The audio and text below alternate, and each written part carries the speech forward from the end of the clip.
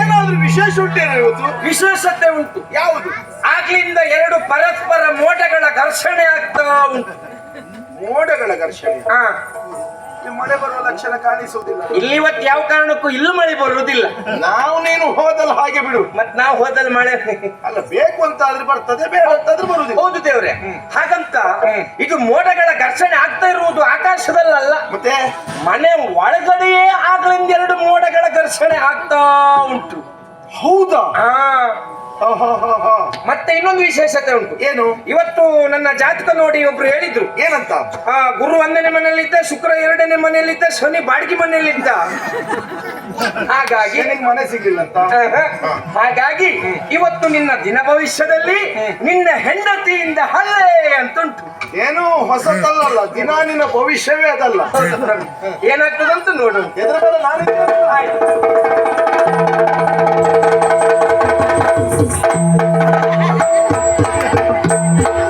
ಹೇಳಿ ಬಾಯಿ ತಗಲಿಲ್ಲ ಆಯ್ತಲ್ಲ, ಹೆಂಡತಿಯಿಂದ ಹಲ್ಲೆ.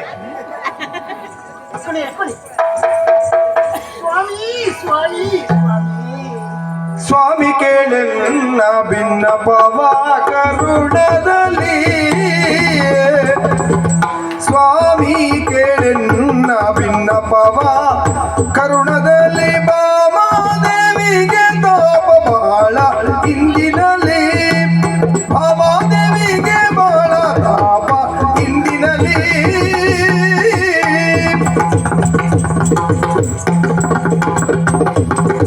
ಈ ಮಾತು ಪುಸಿಯಲ್ಲ ಸಹಜ ಆಕೆಯಲಿ, ಈ ಮಾತು ಪುಸಿಯಲ್ಲ ಸಹಜ ಆಕೆಯಲಿ, ಪ್ರೇಮ ಉಳ್ಳಾಡೆ ಬಂದು ನೋಡು ವೇಗದಲ್ಲಿ.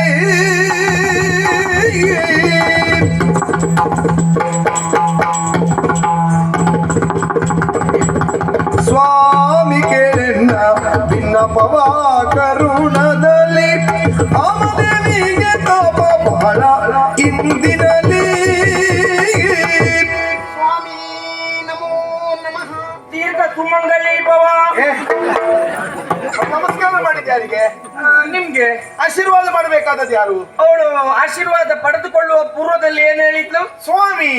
ಅವಳು ಸ್ವಾಮಿ, ನಾನೇ ಅಲ್ಲವೇ ಸ್ವಾಮಿ. ಅಯ್ಯೋ, ನೀವು ಮನೆಯಲ್ಲಿ ಸ್ವಾಮಿ ಅಂದ್ರೆ ಬರ್ಬದಿ ಬೇರೆ ಇದ್ರ? ಹಾಗಲ್ಲ, ನಾನು ಲೋಕಕ್ಕೆ ಸ್ವಾಮಿ ಅಂತ. ಓ, ನೀವು ಲೋಕಲ್ ಸ್ವಾಮಿ. ಲೋಕಕ್ಕೆ ಸ್ವಾಮಿ. ಲೋಕಕ್ಕೆ ಸ್ವಾಮಿ. ಸ್ವಾಮಿ, ಓ, ಇಲ್ಲಿಯ ತನಕ ಓಡೋಡಿ ಬಂದೆ. ನೀನು ಸತ್ಯಭಾಮೆಯ ಸಖಿ ಅಲ್ವೋ? ಹೌದೌದು, ನಾನೇ ಆಪ್ತ ಸಖಿ. ಕೃಷ್ಣಯ್ಯ, ಓ, ಅವಳು ನನ್ನ ಹೆಂಡತಿ. ನಿನ್ನ ಹೆಂಡತಿ ಎನ್ನುವ ವಿಷಯ ಊರಿಗೆ ಗೊತ್ತು ಮಹಾರಾಯ. ಅಲ್ಲ, ನನ್ನ ಹೆಂಡತಿ ಅಂತ ಊರಲ್ಲಿದ್ದವರಿಗೆಲ್ಲ ಗೊತ್ತುಂಟು. ನಿಮ್ಗೊಂದು ಗೊತ್ತಿರ್ಲಿ ಅಂತ. ನನ್ನ ಮೇಲೆ ನಿನಗೆ ವಿಶ್ವಾಸ ಇಲ್ವಾ? ಹಾಗಲ್ಲ ದೇವ್ರೆ, ಹೇಳಿ. ಹಾ, ಬರುವುದಕ್ಕೆ ಕಾರಣ ಇದೆ ಸ್ವಾಮಿ. ಏನು? ಸತ್ಯಭಾಮ ದೇವಿಯವರ ವಿಚಾರವನ್ನ ಏನು ಅಂತ ಹೇಳಲಿ. ಏನಾಯ್ತು ಬಾಮಿಗೆ? ಯಾವ ನಾಲಿಗೆಯಲ್ಲಿ ಹೇಳಲಿ ಸ್ವಾಮಿ? ಮಾತಾಡುವ ನಾಲಿಗೆಯಲ್ಲೇ ಹೇಳು ರಮಣಿ. ಬೇರೆ ಯಾವ್ದಾದ್ರು ಉಂಟ ನಾಲಿಗೆ? ಹಾಗೆ ಹೇಳುವುದಕ್ಕೆ ನನಗೆ ಶಬ್ದಗಳು ಹೊರಡುವುದಿಲ್ಲ. ಯಾಕೆ? ಭಾಮಾದೇವಿಯವರಿಗೆ ತಾಪ. ಒಂದು ಇಷ್ಟನ್ ವಿಷಯ ಎಲ್ಲ ಹಿಡ್ಕೊಂಡು ದೇವ್ರ ಹತ್ರ ಬರುದಾ? ಅಲ್ಲಿ ರೋಷನ್ ಇದ್ದ, ಅವನ ಹತ್ರ ಹೋಗುವ, ಕೆಲಸ ಮಾಡುವ. ಒಂದಲ್ಲ 10-20 ಚಾಪೆ ಒಟ್ಟು ಮಾಡಿ ಕೊಟ್ಟವ ಇವತ್ತು. ಪಾಪ ಅವ ಇವತ್ತಿನ ಗರ ಬರ ಸುಬ್ಬತ್ತಿದ್ದ. ಒಂದೊಂದು ವಿಷಯ ಹೇಳುದಲ್ಲ, ಚಾಪೆ ಅಲ್ಲ, ಅಲ್ಲಿ ಹೋಗ್ ಮಲಗುವುದಿದ್ರೆ ವ್ಯವಸ್ಥೆ ಮಾಡ್ತಾನೆ. ಅವಳು ಹೇಳಿದ್ದು ಚಾಪೆಯ? ಮತ್ತಿದು ಸತ್ಯಭಾಮಿಗೆ ತಾಪ ಅಂತೆ. ಓ, ಚಾಪೆ ಅಲ್ಲ, ಬಿಸಿ ಬಿಸಿ ಬಿಸಿ. ರಾಮಾದೇವಿಯವರು ಬಿಸಿ ಬಿಸಿ ಬಿಸಿ ಏರಿದೆ. ಒಂದು ಕೆಲಸ ಮಾಡುವ. ಏನು? ಬಿಸಿಯಾದದ್ದನ್ನು ತಂಪು ಮಾಡ್ಲಿಕ್ಕೆ ಉಪಾಯ ನನ್ನಲ್ಲುಂಟು. ಯಾವುದು? ಭಾಮಾದೇವಿಯವರನ್ನು ಕರ್ಕೊಂಡು ಹೋಗಿ ಬಾವಿ ಕಟ್ಟೆಯಲ್ಲಿ ಕೂರಿಸಿ ಒಂದು 48 ಕೊಡಪಾನ ನೀರು ತಕೊಂಡು ಅವರು ತಲೆಗೆ ಹೋಯಿರಿ. ಅದೇನದು ಲೆಕ್ಕ ಮಾಡಿ 48? ಅಂದ್ರೆ ಒಂದು ಮಂಡಲದೊಳಗಾದ್ರೂ ಅವ್ರ ಮಂಡೆ ಸರಿಯಾಗ್ಲಿ ಅಂತ. ಆಗಲೂ ಸರಿಯಾಗದೆ ಇದ್ರೆ? ಆಗಲೂ ಸರಿಯಾಗದಿದ್ರೆ ಈ ಕೊತ್ತಿಮೀರಿ ಸೊಪ್ಪು ಅಂತ ಸಿಗ್ತದೆ. ಯಾವ್ದು? ಕೊತ್ತಂಬರಿ ಸೊಪ್ಪು. ಸೊಪ್ಪ ಬೀಜವ? ಬೀಜ, ಕೊತ್ತಂಬರಿ. ಕೊತ್ತಂಬರಿ ಬೀಜವನ್ನು ತಂದು ನುಣ್ಣಗೆ ತಿಕ್ಕಿ ಚೂರ್ಣ ಮಾಡಿ ಅದನ್ನು ಅವರ ತಲೆಗೆ ಹಾಕಿ ತಟ್ಟಿದ್ರೆ ಆಯ್ತು. ಆಗ್ಲೂ ತಂಪಾಗದೆ ಇದ್ರೆ?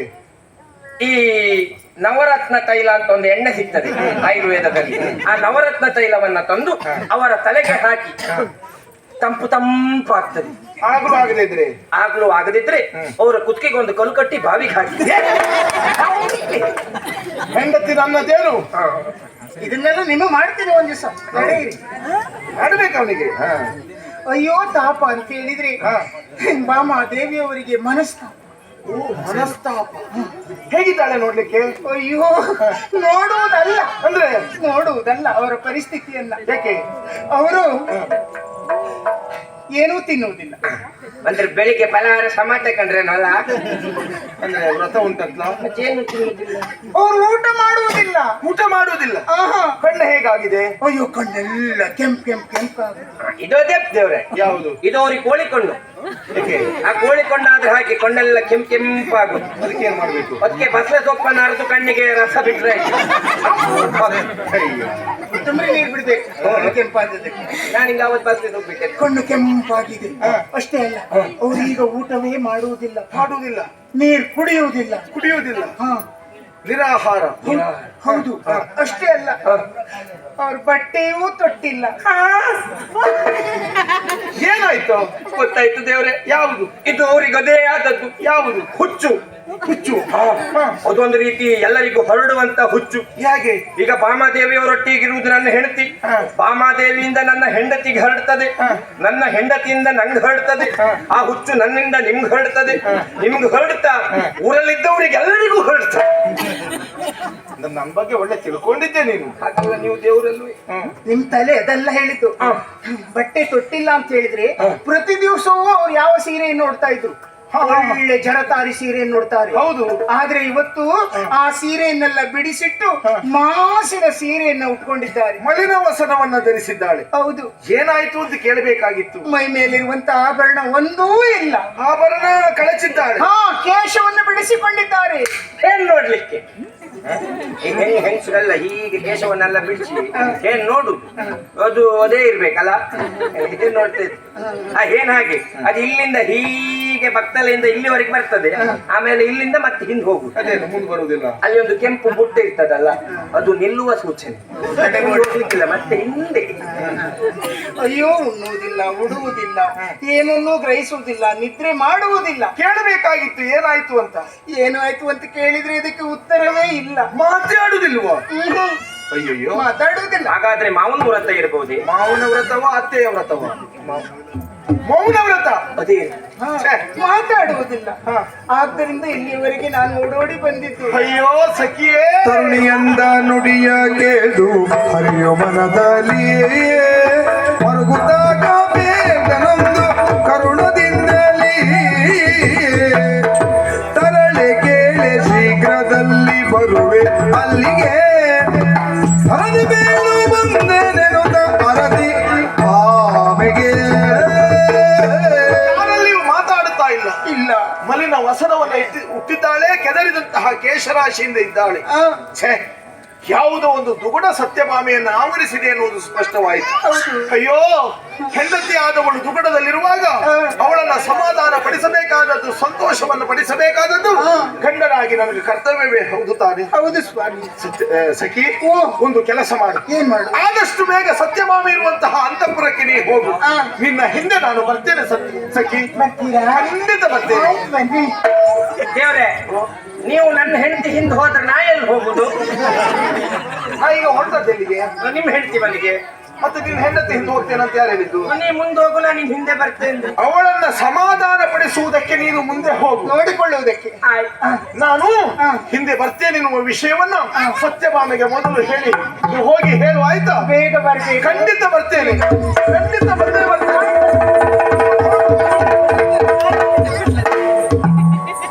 ನಾನು ಬರ್ತೇನೆ.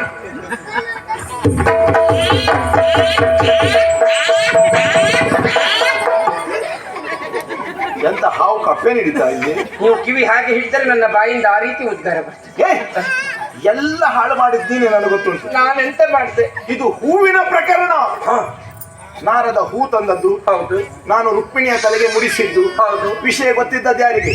ಹೂ ತಂದ ನಾರದನಿಗೆ ಆ. ತೆಗೆದುಕೊಂಡ ನನಗೆ ಆ. ಮುಡಿಸಿಕೊಂಡಂತಹ ರುಕ್ಮಿಣಿಗೆ ಆ. ಆ ವಿಷಯ ಬಿಟ್ಟು ನಿನಗೆ ಗೊತ್ತುಂಟು. ನಂಗೆ ಗೊತ್ತುಂಟು. ಹೌದಾ? ಹೌದು. ನಾನು ನಿನ್ನ ಹತ್ರ ಏನ್ ಹೇಳಿದ್ದೆ? ಈ ವಿಷಯ ಯಾರೊಬ್ರಿಗೂ ಹೇಳ್ಬೇಡ ಅಂತ ಹೇಳಿದ್ದೆ. ಎಲ್ಲಿ ವಿಷಯವನ್ನ ಹೇಳಿದೆ ಹೇಳು. ದೇವರೇ, ಹಾ. ಈ ಗಂಡು ಮಕ್ಕಳಾದ್ರೆ ಹ್ಮ್ ವಿಷಯವನ್ನ ಈ ಕಿವಿಯಲ್ಲಿ ಕೇಳಿ ಹ್ಮ್ ಈ ಕಿವಿಯಲ್ಲಿ ಮುಚ್ಚಿಟ್ಕೊಳ್ತಾರೆ. ಹ್ಮ್. ಅಂದ್ರೆ ಅದು ಯಾರಿಗೂ ಗೊತ್ತಾಗುವುದಿಲ್ಲ. ಹೆಣ್ಣು ಮಕ್ಕಳು ಹಾಗಲ್ಲ. ಈ ಕಿವಿಯಲ್ಲಿ ವಿಷಯವನ್ನ ಕೇಳಿ ಈ ಕಿವಿ ಮುಚ್ಚಿಟ್ಕೊಂಡು ಬಾಯಿಂದ ಹೊರಗಾಗ್ತಾರೆ. ನನ್ನ ಪರಿಸ್ಥಿತಿ ಇವತ್ತು ಹೆಂಗಸಕ್ಕಿಂತ ಕಡಿಯಾಯಿತು. ಮತ್ತೆಂತದ್ದು? ನಾ ಮನೆಗೆ ಹೋಗಿ ಈ ವಿಷಯವನ್ನ ನಾನು ಹೆಂಡತಿಗೆ ಮಾತ್ರ ಹೇಳ್ತಾ ಬಿಟ್ರೆ ಮತ್ತೆ ಯಾರಿಗೂ ಹೇಳಲಿಲ್ಲ. ಅಯ್ಯೋ ಸಾಕಲ್ಲ, ಒಬ್ಬಳಿಗೆ ಗೊತ್ತಾದ್ರೆ ಸಾಕಾಗ್ತದೆ. ಇಡೀ ಊರಿಗೆ ವಿಷಯ ಹೋಗ್ತದೆ. ಅವಳು ಮೊದ್ಲೇ ಗಜಬಾ ಇದವರಿಗೆಲ್ಲ ಹೇಳ್ಕೊಬತ್ತು. ಒಟ್ಟು ಹಾಳು ಮಾಡಿ ಬಿಟ್ಟಿಯಲ್ಲ ಪ್ರಕರಣವನ್ನ. ಇಲ್ಲ, ಹಾ. ನಾವು ಅಲ್ಲಿ ಬರ್ತೇನೆ ನಿಮ್ಮೊಟ್ಟಿಗೆ. ನೀ ಬಾರದೆ ಹಾಳು ಮಾಡಿದ್ರೆ ಸಾಕು, ಬಂದು ಪೂರ್ಣ ಹಾಳು ಮಾಡುವುದು ಬೇಡ. ಹಾಗಲ್ಲ, ಹಾ. ಇಲ್ಲಿ ಸ್ವಾಮಿ ಕಾರ್ಯದೊಟ್ಟಿಗೂ ಸ್ವಕಾರ್ಯ ಉಂಟು. ಎಂತದಕ್ಕೆ? ಅಂದ್ರೆ ಅಲ್ಲಿ ನೀವು ಹೋಗಿ ನಿಮ್ಮ ಹೆಂಡತಿಯನ್ನ ಯಾವ ರೀತಿಯಾಗಿ ಸಮಾಧಾನ ಮಾಡ್ತೀರೋ ಶಾಂತಗೊಳಿಸ್ತೀರೋ ಎನ್ನುವುದನ್ನ ನೋಡ್ಕೊಂಡು ಎಲ್ಲಾದ್ರೂ ನನ್ನ ಹೆಂಡತಿಯು ಸಿಟ್ಟಾದ್ರೆ ಮನೆಯಲ್ಲಿ ಸಮಾಧಾನ ಮಾಡ್ಲಿಕ್ಕೆ ನಾನು ಕಲ್ತ್ಕೊಳ್ತೇನೆ. ದೇವರೇ, ಸಿಟ್ಟಾದ್ರೆ ಅಂತ ದಿವಸ ಸಿಟ್ಟೆ ಅಲ್ವಾ ಅವಳಿ ಮನೆಯಲ್ಲಿ? ನೀ ಸಮಾಧಾನ ಮಾಡ್ಲಿಕ್ಕೆ ಕಲಿಯುವುದಾ? ರಗಳೆ ಕೊಡ್ಲಿಕ್ಕಿಲ್ಲ. ಏನು ರಗಳೆ ಪ್ರಕರಣ ಮಾಡುದು? ದೊಡ್ಡದಾದ್ರೆ ಮತ್ತೆ ನೀನೇ ಹೊಣೆ. ಆಯ್ತು. ಬಾಲಿಗೆ ಹೋಗು.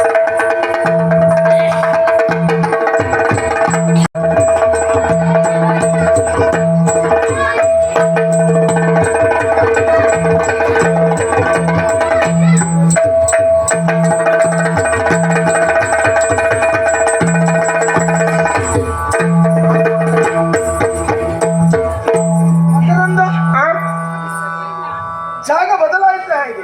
ನಂಗೂ ಅದೇ ಅನುಮಾನ ಬರ್ತಾ ಉಂಟು. ನಾನು ಸತ್ಯಭಾಮೆಯ ಮನೆಗೆ ಅಂತ ಹೊರಟದ್ದು. ಇದು ಸತ್ಯಭಾಮ ದೇವಿಯವರ ಅಂತಃಪುರ ಅಲ್ಲ, ಮತ್ತೆ ಇದು 100ಕ್ಕೆ 100 ಅಂತ್ಯಪುರವೇ ಹೌದು. ಅಂತ್ಯಪುರ. ಹಾ. ಅದೇನದು ಹಾಗೆ? ನೋಡಿದ್ರೆ ದೇವ್ರೆ, ಮನೆ ಎದುರುಗಡೆ ಎಲ್ಲ ಎಷ್ಟು ಕಸಗಡ್ಡಿಯ ರಾಶಿ ಎಲ್ಲ ಬಿದ್ದಿದೆ. ಹಾ. ನಂಗೆ ಸಿಟ್ಟು ಬರುವುದು ಅದಲ್ಲ. ಏನು? ನನ್ನ ಹೆಂಡತಿ ಈ ಮನೆಯಲ್ಲಿ ಕೆಲಸ ಮಾಡುವವಳು. ಅವಳು ದಿವಸಕ್ಕೆ ಇಷ್ಟಿಷ್ಟು ತಿಂತಾಳೆ. ಬೆಳಿಗ್ಗೆ ಎದ್ದು ಮನೆ ಎದುರು ಒಂದು ಇಷ್ಟು ಸಗಣಿ ಹಾಕ್ಲಿಕ್ಕೆ ಆಗೋದಿಲ್ಲ. ಸಗಣಿ ಹಾಕುವುದಲ್ಲ, ಸಗಣಿ ಸಾರಿಸುವುದು. ಹೌದು, ಅವ್ರಿಗೆ ಅದು ಮಾಡ್ಲಿಕ್ಕೆ ಆಗುದಿಲ್ಲ. ಏನು? ನಾವೀಗ ಮಾರಿಗುಡಿಗೆ ಬಂದಿದ್ದೇವೆ. ಮಾರಿಗುಡಿಯ? ಹಾ, ಯಾಕೆ ಈ ಮಾರಿಗುಡಿಯಲ್ಲೆಲ್ಲ ಹಾಗೆಲ್ಲ ದೇವರಿಗೆ ಅಲಂಕಾರ ಮಾಡಿ ಪೂಜೆ ಆಗುವ ಮೊದಲು ಒಂದು ಪರದೆಯನ್ನು ಕಟ್ತಾರೆ. ಇದು ಹಾಗೆ ಇಬ್ರು ಪರದೆ ಇಟ್ಕೊಂಡಿದ್ದಾರೆ. ಏ ಮಕರಂದ, ನನಗೆ ಹೆಂಡತಿ ಮನೆ ಬದಲಾಗ್ಲಿಕ್ಕೆ ಸಾಧ್ಯ ಉಂಟೇನು? ಯಾರಿಗ್ ಬದಲಾದ್ರೂ ನಿಮ್ಗೆ ಆಗೋದಿಲ್ಲ. ನಾನು ಎಲ್ಲಿಗೆ ಹೋಗ್ಬೇಕು ಅಲ್ಲಿಗೆ ಹೋಗುವುದು. ಹೌದು. ಸತ್ಯಭಾಮಯ ಮನೆಯ ಬಾಗಿಲಿಗೆ ಬಂದದ್ದು ಹೌದು. ಹಾ. ಆದ್ರೆ ಭಾಮಾಮಣಿ ಹಾ. ಮನೆಯ ಬಾಗಿಲನ್ನ ಮುಚ್ಚಿದ್ದಾಳೆ. ಹೌದು. ಸಖಿ ಹೇಳಿದ ಹಾಗೆ ಅವಳಿಗೆ ಮನಸ್ತಾಪ ಹೌದು. ಹಾ. ಅವಳ ಸಿಟ್ಟನ್ನ ಶಾಂತಗೊಳಿಸಬೇಕಾ ಬೇಡುವ? ಹೌದು. ಹೇ, ಆ, ಎಷ್ಟೇ ಸಿಟ್ಟಿರ್ಲಿ, ಆ, ಈ ಕೃಷ್ಣನ ಮುಖ ಕಂಡಾವಾಗ ಆ. ಸಿಟ್ಟು ಕಡಿಮೆ ಆಗದೆ ಉಳಿದೀತೇನು? ಸಿಟ್ಟು ಒಳ್ಳೆ ಬೆಂಕಿಯ ಮುಂದೆ ಬೆಣ್ಣೆ ಕರಗುವಾಗೆ ಕರಗಿ ಹೋಗ್ತದೆ. ಕರಗಿಸುವುದು ಹೇಗೆ ಅಂತ ನನಗೆ ಗೊತ್ತಿಲ್ವಾ? ಆ, ಮೊದಲು ಅವಳು ಹೊರಗೆ ಬರಬೇಕು, ಆ. ನನ್ನನ್ನು ನೋಡಬೇಕು. ನೋಡಿದ್ರೆ ಆ. ಸಿಟ್ಟೆಲ್ಲವೂ ಶಾಂತವಾಗಿ ಹೋಗುತ್ತದೆ. ನನ್ನಲ್ಲೊಂದು ಉಪಾಯ ಉಂಟು. ಏನು? ಈಗ ಒಂದು ಕೆಲಸ ಮಾಡುವ, ಒಳಗಿದ್ದವರು ಹೊರಗೆ ಬರ್ಬೇಕಲ್ವೇ? ನೀವೊಂದು ಬೆಂಕಿ ಕೊಳ್ಳಿ ಹಿಡ್ಕೊಳ್ಳಿ, ನಾನೊಂದು ಬೆಂಕಿ ಕೊಳ್ಳಿ ಹಿಡ್ಕೊಳ್ತೇನೆ. ನೀವು ಎದುರುಗಡೆಯಿಂದ ಬೆಂಕಿ ಹಾಕಿ, ನಾ ಮನೆ ಹಿಂದ್ಗಡೆಯಿಂದ ಬೆಂಕಿ ಹಾಕ್ತೇನೆ. ಮನೆ ದಗ ದಗ ದಗ ದಗ ಹೊತ್ತಿ ಉರಿಯುವಾಗ ಉಂಟಲ್ಲ, ಒಳಗಿದ್ದಿಬ್ರು ಹೊರಗೋಡ್ ಬರ್ತದೆ. ಅವ್ರು ಹೊರಗೆ ಬರ್ತಾರಂತ ಮನೆಯನ್ನು ಸುಟ್ಟು ಬಿಡುವುದೇನ ನಾವು? ನಾವು ನಮ್ಮ ಮನೇಲಿ ಹಾಗೆ ಮಾಡಿದ್ದಲ್ಲ. ನಮ್ಮ ಮನೆಯ ಹುಲ್ಲು ಕುತ್ರೆಯ ರಾಶಿ ಒಳಗೆ ಒಂದು ಹೈಸಾರ ಮತ್ತೊಂದು ಗೋಂಕರ ಕಪ್ಪೆ ಹಾಕಿ, ನಾ ಎರಡೂ ಕಪ್ಪೆಯನ್ನು ಓಡಿಸ್ಲಿಕ್ಕೆ ಹುಲ್ಲು ಕುತ್ರಿಗೆ ಬೆಂಕಿ ಹಾಕಿದ್ದೆ. ಸರ್ವನಾಶ. ಕಪ್ಪೆ ಮತ್ತೆ ಹಾವು ಹೊರಗೆ ಬಂತು. ನಮ್ಗೆ ಒಳಗಿದ್ದವ್ರು ಹೊರಗೆ ಬರುವುದು ಮುಖ್ಯ. ಏ, ಮನೆ ಹಾಳು ಮಾಡ್ಬೇಕೇನ ನಾವು? ಬೇಡ, ಮನೆ ಬೇಕು ನಮಗೆ. ಮನೆಯೂ ಬೇಕು, ಒಳಗಿದ್ದವ್ರು ಮನದನ್ನೆಯೂ ಬೇಕು. ಏ, ಆ, ನಾನು ಕರೆದ್ರೆ ಅವಳು ಹೊರಗೆ ಬರುವುದಿಲ್ವೇನು? ಬಂದೇ ಬರ್ತಾರೆ. ಕರೆದ್ರೆ ಆಯ್ತಲ್ಲ, ಹಾ. ನಾನು ಬಂದ ವಿಷಯ ಗೊತ್ತಾದ್ರೆ ಆಯ್ತಲ್ಲ ಅವಳಿಗೆ. ಹೌದು ಕೃಷ್ಣಯ್ಯ. ಸತ್ಯಭಾಮ ವಾರಿಜಗಂದಿನಿ ತೀರಾಭಾಷಿಣಿ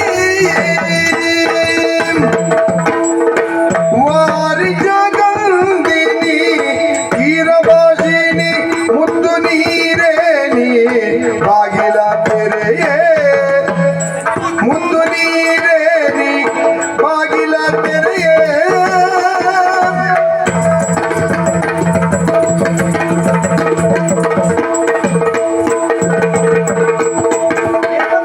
ತೋರದಿ ಧ್ವನಿಯನ್ನು ತೋರುವುದನು ನೀನು ಯಾರು ಬೇಳೆ ನಿನ್ನ ಬೆದರು ನೀನು ಯಾರು ಬೇಳೆ ನಿನ್ನ ಬೆದರು ನಿನ್ನ ಬೆದರು ವಾರಿಜಗಂದಿನಿ ಕ್ಷೀರಭಾಷಿಣಿ. ಕ್ಷೀರ ಸಮಾಭಾಷಿಣಿ. ಅವಾಗ ಬಾರಿಸಿದೆಯಲ್ಲ, ಕೀರ ಭಾಷಿಣಿ ಆ.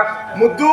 ಓ ನನ್ನ ಪೆದ್ದು, ನಿಮ್ಮ ಹೆಂಡತಿ ನಿಮಗೆ ಮುದ್ದು ಆದ್ರೆ ಒಳಗಿರುವ ನನ್ನ ಹೆಂಡತಿ ನನಗೆ ಪೆದ್ದು. ಓ ನನ್ನ ಚಿನ್ನ, ಓ ನನ್ನ ಕಬ್ಬಣ, ಓ ನನ್ನ ಬಂಗಾರ. ಓ ನನ್ನ ಬೆಳ್ಳಿ. ಯಾರಲ್ಲಿ ಕರೆಯುವುದು? ನೀವು ನಿಮ್ಮ ನೀನು ನಿನ್ನ ಹೆಂಡತಿಯನ್ನು ಕರೆಯುವುದು. ಸತ್ಯಭಾಮ, ನಿನ್ನ ಮನೆಯ ಬಾಗಿಲನ್ನು ನಿಂತು ನಿನ್ನ ಮುಖದರ್ಶನಕ್ಕಾಗಿ ಕಾಯುತ್ತಾ ಇದ್ದೇನೆ. ತೆಗೆ ಬಾಮ ಬಾಗಿಲು, ತೆಗೆ ಬಾಮ ಬಾಗಿಲು, ತೆಗೆ ತೆಗೆ ತೆಗೆ. ಬಾಗಿಲ್ ತೆಗಿ ಒಬಾಮ, ಬಾಗಿಲ್ ತೆಗಿ ಒಬಾಮ. ಎಂತದ? ಟ್ರಂಪ್ ಎಲ್ಲಿ? ಅಲ್ಲ ಒಬಾಮ ನೀವು ಕರೆಯುದು ಒಬಾಮ.